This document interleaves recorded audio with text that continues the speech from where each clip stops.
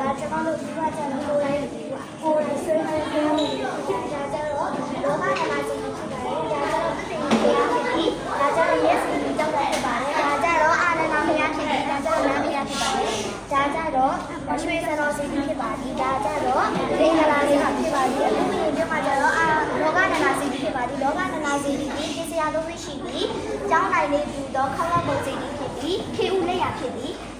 ခေဦးစီဒီညာအတွင်းပိုင်းတွေထောင်ပြီးနေတော့ပုံစီဖြစ်ပြီးလောကဓမ္မစီဒီထေရှားပြီးချီရိုစရာကောင်းလာပါသည်နောက်တစ်ခါကျတော့တက်ပင်ဖြစ်ပါလေတက်ပင်မျိုးဒီခေနောက်ကိုခေရဖြစ်ပြီး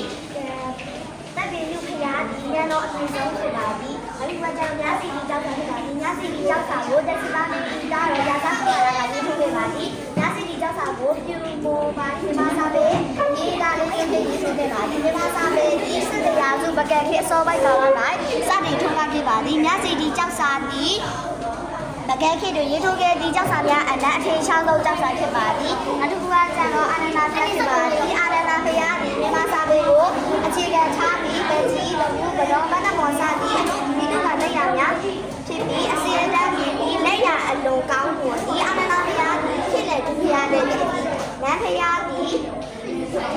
ခေဦးဘုရားဖြစ်ပြီးနန်းဘုရားဒီတမိုင်းဝင်ဘုရားသခင်ဖြစ်နောက်တစ်ခါကျစစ်စစ်